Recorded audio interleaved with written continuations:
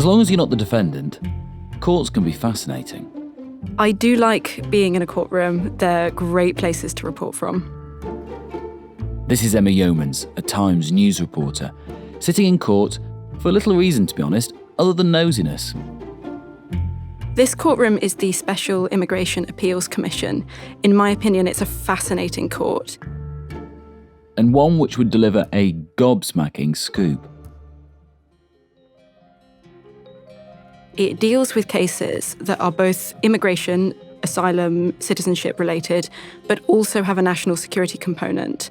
This means it has the power to hold hearings in both open court, which is what we attend, and closed court, where at times not even the people who are subject to the proceedings can attend. It's just national security, witnesses, judges, and special advocates.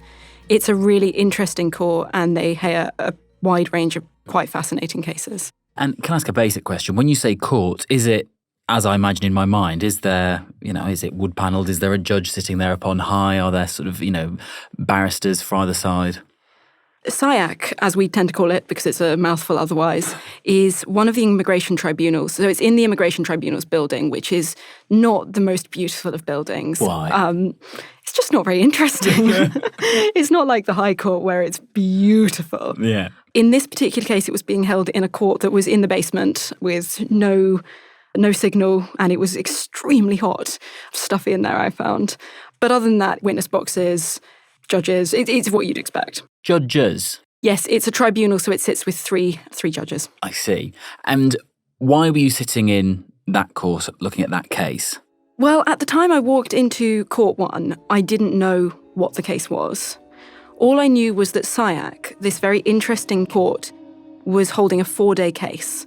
Some of it, being SIAC, may not even be open to me, but I thought I would go along for at least the first half an hour, see if I could find out anything, maybe go a bit early and talk to the lawyers, and just find out what the case was. I didn't know if anyone else would be covering it, or if it would be just us there, and I really didn't know what it was. I had attempted to find out for about a week. I'd been asking the Home Office what the case was, and I didn't get any answer. So I turned up to find out. So you arrive at this case, you've given it half an hour to be interesting. What happens? Well, I stayed a lot longer than half an hour.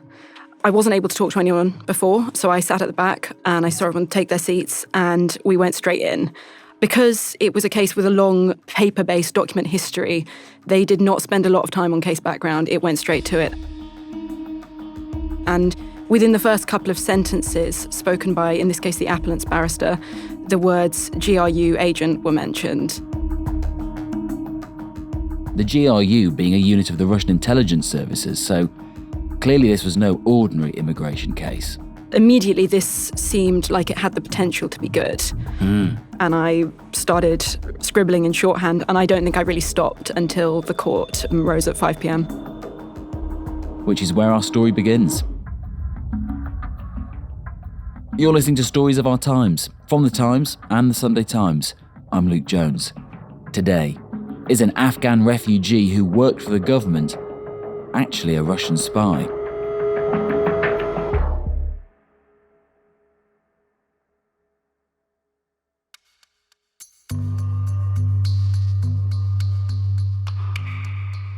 Before we go any further, though, we should say that this is a tribunal that deals with national security, the intelligence services, somebody who is alleged to be an agent for the Russians. So there is plenty we cannot say. Just explain what your limitations are. That's correct. I mentioned earlier that SIAC holds both open and closed hearings.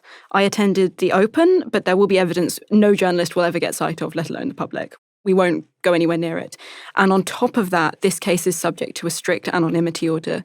We cannot say or do anything that could cause the appellant, in this case known as C2, to be identified to anyone. And how does that limit you? You can't name them, but what else? We can't name them, but we also can't give biographical details about their life that someone might recognise. We couldn't say they worked in a job that their colleagues might remember them from, or that they worked in a particular office. We couldn't say the name of their wife or their family or specifics on where they live. Sometimes it goes so far as we can't even name people connected to them because that person would then remember, oh, I'm meeting with this person on this date. These are rules we encounter from time to time as journalists. These aren't unfamiliar to us, Yes. but they do have a bearing on this case. Intriguing. Well, let's go through what we can talk about then. Who is the appellant in this case? We can introduce him as C2. That is how the court know him, and that was how he was referred to throughout the hearing. C2 is an Afghan refugee who is accused of spying for Russia's military intelligence. He says he worked for GCHQ and MI6. He definitely worked for the Foreign Office, the Home Office, translated for the police. He worked in a variety of public and private roles in Afghanistan as well. And met some big names doing so. He did. It was presented before the court that there were photos of him with at least one prime minister, that he had met the King, Prince William, both Prime Ministers David Cameron and Gordon Brown, and of course Afghan politicians Hamid Karzai. Yes, and the accusation levelled against him, at least at some point, was that he was a Russian agent. What does he say to that? He denies it. He says he was never a Russian agent. There are 2 specific Russian military attachés in Afghanistan who he was friendly with, and he says he never suspected that they could have been officers of the GRU. He maintains that all of his contact with Russia was innocent and that he has no relation to Russian intelligence. Okay, let's spool back then from those 2 Russian officials and meetings with all these politicians and the rest to the beginning of his story. He is Afghan and he grew up there. That's correct. He grew up in Afghanistan while it was a socialist country. He left in 1994, so about the time of an Afghan civil war in the 1990s, and he was smuggled into Russia. This we know now, but that's not what he said when he first came to the UK. But what happened, which he acknowledges and he says, is he was smuggled to Russia. He married a Russian national, studied the language, settled there for about 6 years. So if he's gone from Afghanistan, smuggled into Russia, how does he end up in the UK? So around about 2000, again with the help of a people smuggler, he came to the UK. This people smuggler obtained for him a fake Russian passport and booked him a holiday package to the Caribbean because the Caribbean did not need a visa for him. This holiday package involved a transiting flight through Heathrow. So he got in to Heathrow, he did not board the next flight, and instead he handed himself into immigration officials. And he handed himself to these officials. What did he say to them? What was his basis for claiming asylum? He said he'd come from Afghanistan. He said he'd travelled via Pakistan, multiple flights. He acknowledged that at some point he had spent a bit of time, about 6 months in Russia on a visa learning Russian, but he said he was Afghan, living in Afghanistan and under threat in Afghanistan. So he claimed asylum in Britain on that basis. Yes, and that's successful. That was successful. He was granted exceptional leave to remain and he began work. He started by doing freelance interpreting and translating jobs for lawyers, for courts, for the police a little bit, and worked his way up to doing more and more interesting jobs.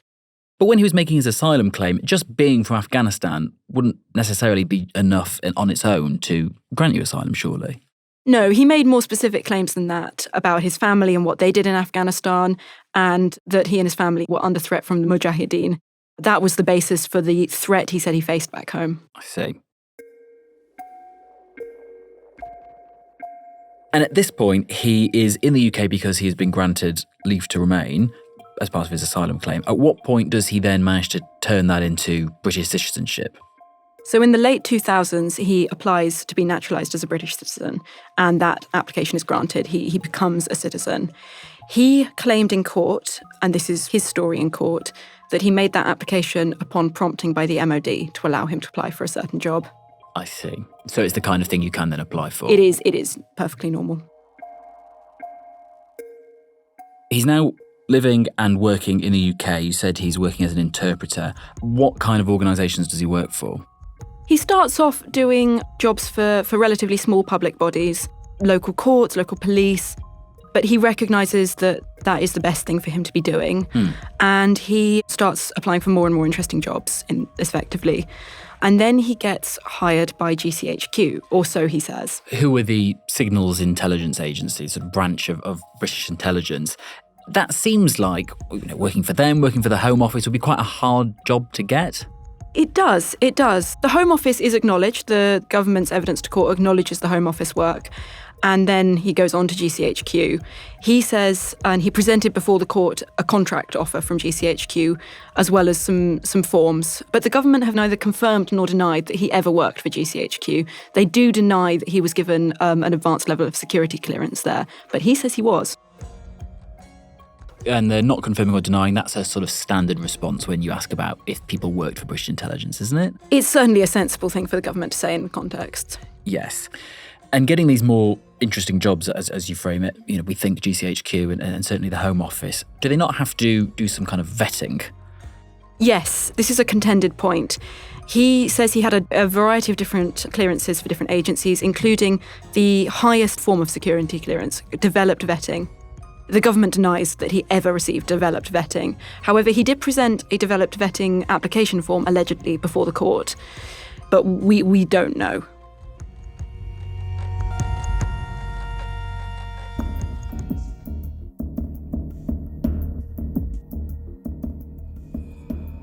Emma, you've been telling us about this man who you've been seeing in court, known as C2. He claims to have worked for British intelligence, and in turn, he says that they've accused him of being a Russian spy, which he denies. He even, at points in his career, met the now king and 2 prime ministers. Explain how that came about. So after GCHQ, he says that he went on to do contracting jobs with MI6 and the MOD initially, and even NATO. Again, that is neither confirmed nor denied by the government. And then he gets this job at the Foreign Office, which is accepted. Because of the identification issues, we have to be careful about how we describe this job. But what we can say is that this job involved him moving to Afghanistan to work for the Foreign Office in Afghanistan. So he left the UK again at this point, but he remained in government employment. And how did he find that? Well, his barrister says he was loyal to the UK the whole time. And as evidence for this, they point out that he claims he was subject to a recruitment attempt by the ISI, the Pakistani intelligence. He described this man as fishing for information and trying to find out what weapons were being used in Afghanistan. And he says he reported this incident after it happened. So that was one of the few details we do know and can report about his time at the Foreign Office. So as we move through the 2000s then, he doesn't stay in this job. What does he do next? So he spends a few years with the Foreign Office, and then he leaves to work in Afghanistan in a variety of roles in both the public and private sector. And these are roles that gave him quite close dealings with both Russian officials and also NATO and coalition forces officials. So this is when it is alleged that he came into contact with 2 Russian military attachés who are said to be GRU officers. And when you say came into contact with, what's it alleged that he did with them? He admitted quite a lot of this in court. He said they were friends, that he never suspected that they were GRU officers. He admitted that he had passed cash bribes to them in one role and that he had passed them contracts which relate in some way to NATO. He even sent them a copy of his ID card. However, he did say all of this information was not confidential. Did he explain why he did any of that? I mean, even like the cash bribes, that seems like such a curious thing to do with a pal. There were explanations given. But if you can't tell us, that's fine. If we give those explanations, we explain what the context was and then we identify him, unfortunately. Understood. But his dealings with these men, it seems, wasn't just business. No, he said in court that at one point he had sent them and received from them naked pictures of women as well. Again, dare I ask why? We don't know. We don't know, okay. But he at no point thought that they were Russian intelligence, he says. He just thought they were Russian government officials? That's correct. Their job titles were military attaché. We have, of course, heard in other contexts that being used as cover for a GRU officer or for various intelligence officers, but it's not the only thing that a military attaché could do. Yes. They are a role.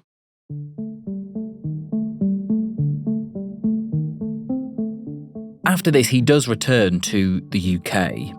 How?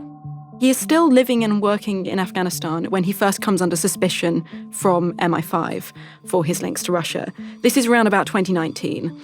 At that point, he is living in Afghanistan, but he makes a visit back to London for family reasons. And at that point, he is interviewed by MI5. And what do they put to him? They put to him that he is an asset of the GRU. And they put to him that he has been trained by the GRU since the age of 5 and had entered the UK in 2000 to work as a GRU agent. He is told that his emails and his phone are being monitored. It's quite a heavy meeting, and he's even asked to take a lie detector test and told he had failed it. And what does he make of that? He continues to deny it. He says all of these allegations are implausible, and because of his security clearance, he returns to Kabul, but 2 months later he is called into the embassy and told that his British citizenship is being stripped. I see. So then he's left in Afghanistan, I guess, as he was right at the very beginning of this story, no longer with British citizenship. That's true. However, we do think that at that point he may have had Russian citizenship. It was discussed in court that around about 2013 he may have gained it. He says he gained it. There was a discussion on how. So it's possible that he was left in Afghanistan with two forms of citizenship, Afghan and Russian.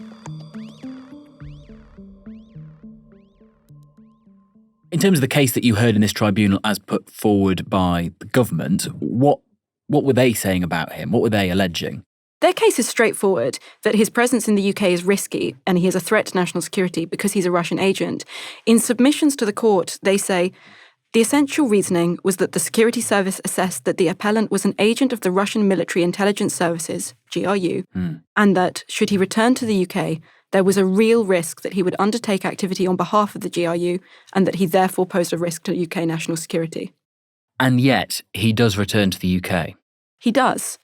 So roughly 2 years after he is stripped of his citizenship, Kabul falls to the Taliban. And so this is 2021, This is summer 2021. August 2021. And at that point, Britain mounts this extraordinary rescue effort, Operation Pitting.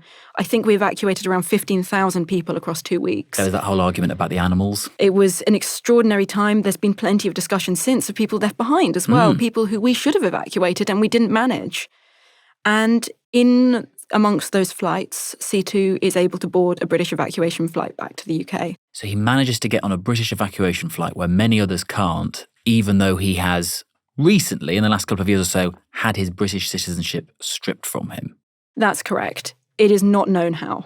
It is not known whether this was a decision made clearly and for good reason, or whether this was an accident, or whether the truth lies somewhere in between those two. I see. Once he lands on this evacuation flight from Kabul, as Kabul is falling into the hands of the Taliban, what happens to him when he lands? He is immediately arrested and taken to Belmarsh prison, where he is held on national security grounds. He is held for a little while, and then those grounds, the reasons for his detention, are later changed to deception and unacceptable conduct, and he is released on bail. He remains in the UK. So in this hearing, which is about... He's brought this case to this court because he thinks his British citizenship was taken off him wrongly. What has his barrister said to form his case? Well, he denies that he was ever a Russian agent. His barrister has said on his behalf that he has a track record of loyalty to the UK. He said he met the Russian officers only after leaving government employment, at which time he had no access to confidential, secret, or sensitive information of any sort. And they also argue an interesting point, which is that initially the national security assessments, which is what forms the government opinion in a case like this, said that he is, quote, is considered to be a GRU agent. But later this is changed to past tense. So there's a question over how long they consider him to be an agent for and whether that's still current.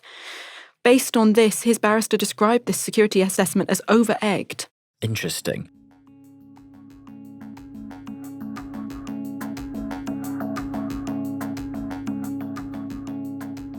So if we started this story with you arriving into this courtroom thinking, I wonder if there's going to be anything interesting here for me, and now we spool forward to you with smoke coming from your pencil, what was going through your mind? It was pretty extraordinary as a day. The thing with a case like this is there are so many complexities that if you're hearing it for the first time cold, you don't know what will later turn out to be really important. Because everyone else in the room has the benefit of all the bundles of documents. Yeah. They have pages and pages and you have nothing. So I erred on the side of caution and tried to take down and understand absolutely every point, even the stuff that felt confusing and irrelevant, in case it turned out to be really, really important later, which was I think, the right decision. Who said shorthand wasn't useful?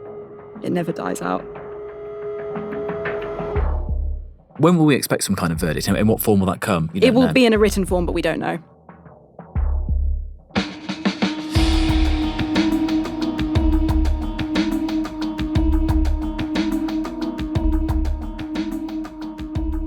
You've been listening to Stories of Our Times, a podcast brought to you thanks to subscribers of The Times and The Sunday Times.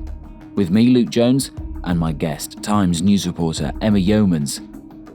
All the updates on this extraordinary story will be published in the Times, so you can read it all by picking up a paper copy or by reading online with a subscription.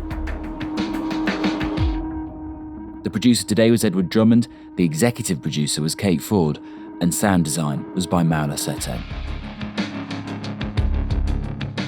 If you've got a suggestion for something we should be covering, an angle, maybe a topic that we've neglected, storiesofourtimes@thetimes.co.uk is the best way to email. Goodbye.